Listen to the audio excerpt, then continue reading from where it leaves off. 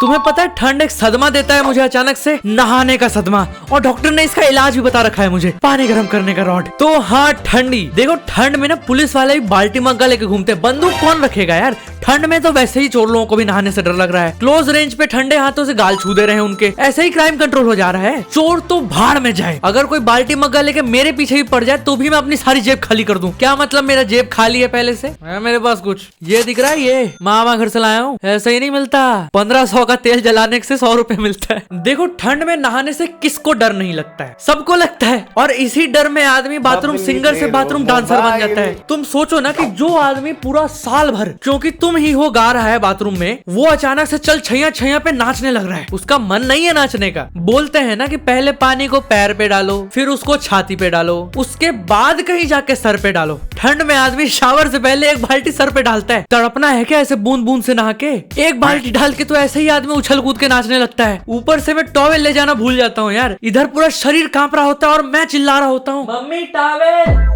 नहाने के बाद जो तुम्हारे हाथ में होगा वो है नारियल तेल का डब्बा, वो भी जमा हुआ डब्बा, बोल रहा हूँ बोतल नहीं। इस बोतल को तो फेंक दो तुम, कितनी देर तक धूप में रख के पिघलाओगे उसे? धूप आते ही एक तरफ घी पिघल रहा है, एक तरफ नारियल तेल पिघल रहा है, एक तरफ तुम पिघल रहे हो। ठंड आते ही आदमी धूप पगलू हो जाता है यार, हुडी खोलना पड़ जाता है, इतना गर्मी लगता है धूप में। और ऊपर से इन सब में सबसे एम्बैरेसिंग क्या होता है पता है? अंदर का टी शर्ट उस हुडी के साथ निकल आता है। पापा टी शर्ट पकड़ के रखते हैं कि भरी सभा में बालक छाती से नंगा ना हो जाए। ठंड स्टार्ट कैसे होती है पता है? धीरे धीरे करके। पहले वो तुम्हारे पंखे पे आती है और पंखे को बंद करवाती है, जो वैसे भी तुम रिमोट से चालू करते हो। फिर एक पतला कंबल निकलता है अलमारी से, जो तुम कुल मिला के 15 ही दिन ओढ़ते हो, क्योंकि उसके बाद तो ठंड बढ़ जाता है ना यार। फिर अलमारी से स्वेटर निकल के डायरेक्ट जाता है वॉशिंग मशीन पे, और इसी के साथ तुम्हें ठंड के कपड़ों से पूरा एकदम रैपिंग पेपर टाइप का लपेट दिया जाता है। क्यों? क्योंकि मम्मी को ठंड लग रही है यार। टॉप टू बॉटम ठंड के कपड़ों में, जो 8 महीने से अलमारी में धूल खा रहे थे, और एक दिन में बिना कान ढके घर से निकल क्या जाऊं, और अगर मेरा गला खराब हो जाए, फिर मम्मी माइक पकड़ के चालू हो जाती है। फिर तुम्हें पता ही नहीं चलता कि कब तुम्हें सर्दी लग गई। और दिखाओ होशियारी। ठीक है, बाल बचे हैं का मतलब ये नहीं है कि तुम टोपी ना पहनो, सर्दी अलग लग जाता है। एक नाक से झरना बह रहा है, दूसरे नाक में एमसिल ठोकवा दिए हो, दोनों आंखें जली पड़ी हैं, गले में कांटे बिछे पड़े हैं, तुम विक्स का इनहेलर लेके बैठे हो कि एक बार नाक खुल जाए, जो नहीं खुलता है रात को भी। और अगर तुमने उस इनहेलर को बिना सर्दी के एक बार भी यूज कर लिया, पूरा माथा ठंडा कर देता है वो। ये सब तो चलो ठीक है, एक चीज ठंड में बहुत बुरी होती है, नवंबर आते ही हर तरफ देख ताक के चलना पड़ता है, क्योंकि कोई ब्लेजर ढक के बेल्टों से मारने न लग जाए। ये परंपरा चली आ रही है स्कूलों में। गलती से अगर तुम्हारे दोस्तों का बस के बैक सीट में कब्जा रहता है और तुमने गुनाह करके एक सीट आगे बैठ गए, तो उड़ता हुआ एक ब्लेजर तुम्हारे मुंह पे आएगा, और उसके बाद तुम्हारे पीठ और सर पे जो लाफे बजेंगे, ओ हो 2 सेकंड के लिए तुम पुनीत बन जाते हो। इतने चोंटे मारूंगा। फिर सब बिना ब्लेजर के मार रहे होते हैं। और वैसे भी यार ठंड में ज्यादा जोर से पड़ती है, इंसान हल्का सा छू के दे रो लुपक जाता है। और अगर ठंड में रबड़ बैंड की किसी को चुटकियां मार दी जाए, बंदा वहीं इवेपोरेट हो जाता है। देखो एक तरफ तो ठंड शुरू होता है, और उसके बाद पानी के परिवार में 2 बंटवारे हो जाते हैं। एक होता है पीने का पानी, और एक होता है नहाने का पानी।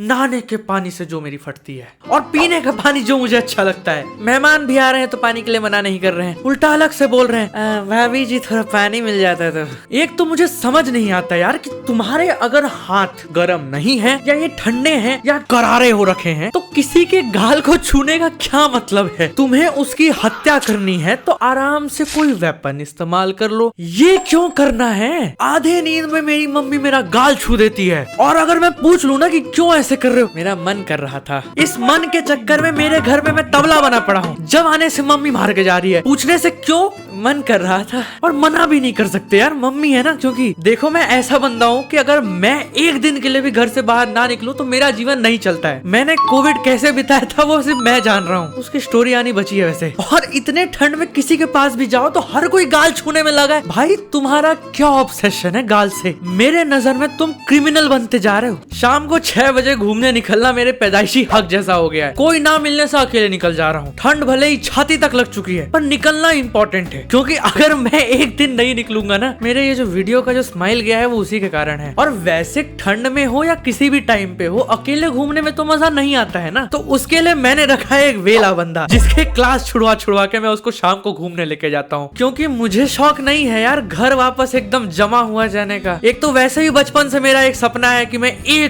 बस एक बार एसी को 32 पे चलाना है मुझे ठंड में। बचपन का सपना है वो मेरा, आज तक पूरा नहीं कर पाया हूँ मैं उसको। एक बार जैसे ही गर्मियां खत्म होती है, पापा सारे एसीओ को रिमोट के बैटरी निकाल के लॉकर में बंद कर देते हैं। आज तक एक बार वो सपना पूरा नहीं कर पाया हूँ मैं। भूल गया था इंग्लिश मीडियम। 32 मतलब 32, काउंटिंग सीख लो सालों। अच्छा पता है, मेरा एक दोस्त है जिसका शौक है उसको एक बार ना 4 बजे उठना है। वो गर्मियों में कर लेता है, पर ठंड आते की ना उसका जो 4 बजे का शौक है वो 8:30 में उतर आता है। तो एक दिन मुझे वो उठ के बोलता है रात को 12 बजे, हाँ भाई वो 4 बजे उठ पाएगा क्या? 4 बजे मेरी पुश्ते नहीं उठती हैं, उसमें उठना क्या है भाई, उसी टाइम तो सोता हूँ मैं। तो ठीक है एक दिन मत सो और चल ना घूम के आते हैं 4 बजे। पर तब भी क्योंकि भाई ने बोला है तो करने का, ठीक है उठ जाऊंगा। तो उस दिन मैं जल्दी से जाके सो गया और मुझे नहीं पता मैं कैसे उठा, पर मैं 4 बजे उठ भी गया। पर मैंने जब उसको फोन किया ना, तुम सोचो मेरा कितना खून खौला होगा उस टाइम। मैंने उसको फोन किया 3 बार, तीनों बार नहीं उठाया। फिर जब 3 बार मेरा फोन नहीं उठाया तो मुझे क्या करना चाहिए, मैं सो गया। फिर उसका फोन आता है 7 बजे और 7 बजे वो मेरे डायरेक्ट घर प्रकट हो गया। फिर 4 बजे से लेट होते होते हम लोग 7 बजे गए हैं। 7 बजे वो आदमी मेरे को फिर उठाने आता है, पूरे नींद का भांग। और उस दिन देखा मैंने कि 7 बजे भी कोहरा हो सकता है। तुम सोचो कार में जा रहे हैं तो अलग बात है कि कार में चलो 0 विजिबिलिटी हो जाती है कई केसेस में, क्योंकि कोहरा होता है सामने नहीं दिखता है। हम स्कूटी में जाके सामने कुछ नहीं देख पा रहे हैं। मेरे को तो चलो चश्मा लगा है, उसको चश्मा भी नहीं लगा है। गाड़ी तो वही चलाएगा ना, मैं तो हिम्मत ही नहीं करता हूँ ठंड में चलाने का। आधे रास्ते से वापस आना पड़ा है। उतना मुश्किल से पहुंचे थे हम लोग 7 बजे। एक तो रात और ऊपर से कुछ दिखेगा भी नहीं, कहीं ना कहीं हम लोग बोझाए पड़े होते। तुम सामने अगर मैं यहाँ खड़ा हूँ ना, यहाँ माइक में दिखता है,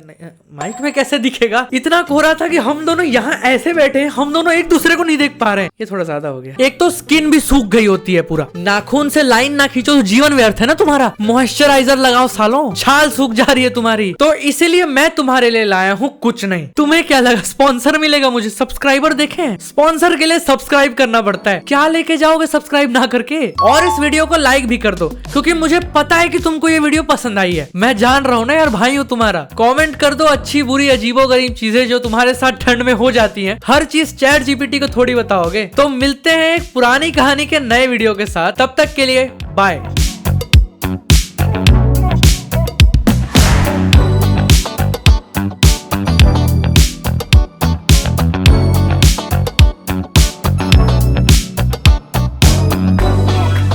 मैं नहाऊंगा साले, जल्दी से निपटा ले। वाह क्या शायरी है।